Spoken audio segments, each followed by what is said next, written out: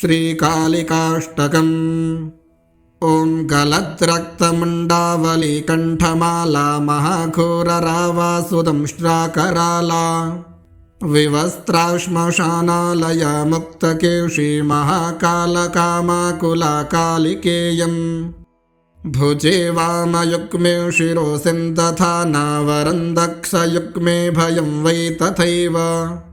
सुमध्यापि तुङ्गस्तनाभारनम्रालसद्रक्तसृक्कद्वयासोऽस्मितास्या शवद्वन्द्वकर्णावतंसा सुकेशीलसत्प्रेतपाणिं प्रयुक्तैककाञ्ची शवाकारमञ्चाधिरूढा शिवाभिश्चतुर्दिक्षु शब्दायमानाभिरेचे।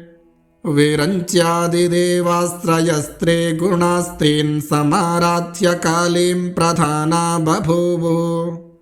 अनादिं सुरादिं मखादिं भवादिं स्वरूपं त्वदीयन्न विन्दन्ति देवाः। जगन्मोहिनीयं तु वाग्वादिनीयं सुहृत्पोषिणीं शत्रुसंहारणीयम्। वचस्तम्भनीयं किमुच्चाटनीयं स्वरूपं त्वदीयन्न विन्दन्ति देवाः।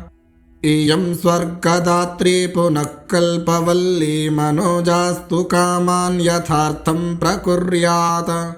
तथा ते कृतार्था भवन्तीति नित्यं स्वरूपं त्वदीयन्न विन्दन्ति देवाः।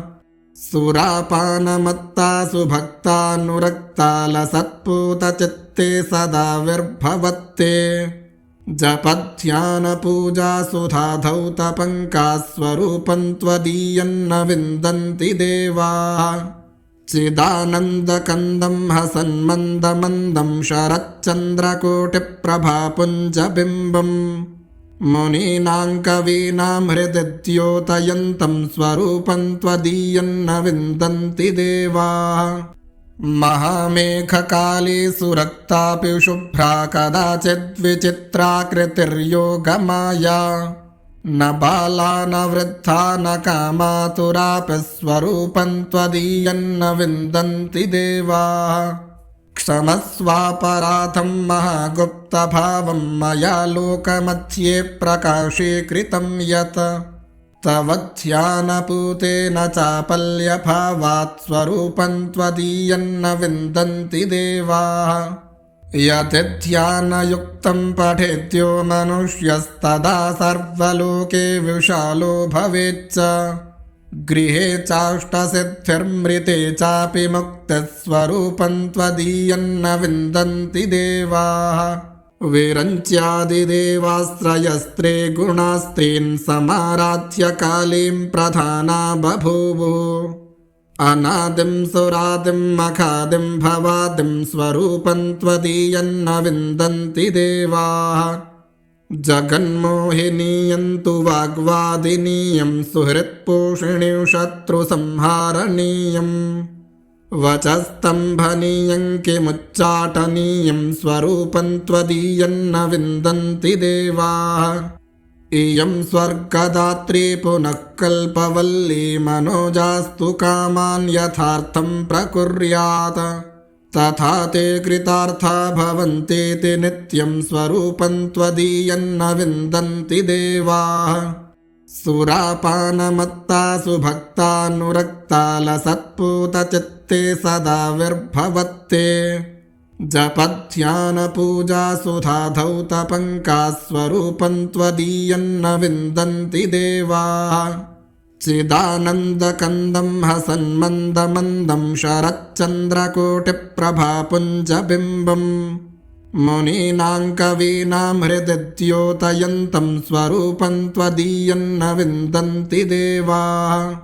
महामेघकाली सुरक्तापि शुभ्रा कदाचिद्विचित्राकृतिर्योगमाया। न बाला न वृद्धा न कामातुरापि स्वरूपं त्वदीयन्न विन्दन्ति देवाः। क्षमस्वापराधं महागुप्तभावं मया लोकमध्ये प्रकाशीकृतं यत्। तव ध्यानपूतेन चापल्यभावात् स्वरूपं त्वदीयन्न विन्दन्ति देवाः।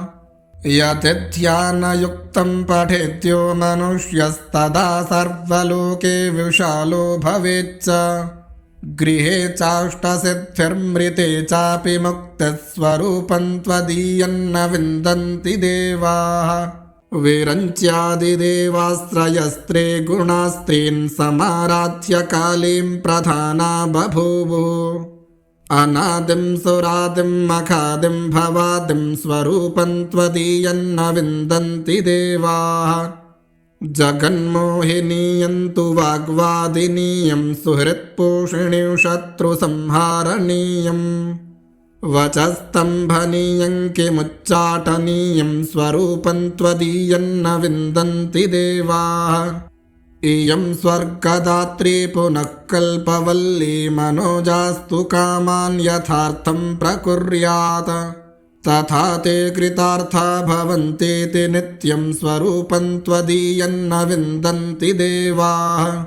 सुरापानमत्ता सुभक्तानुरक्ता लसत्पूतचित्ते सदा विर्भवत्ते।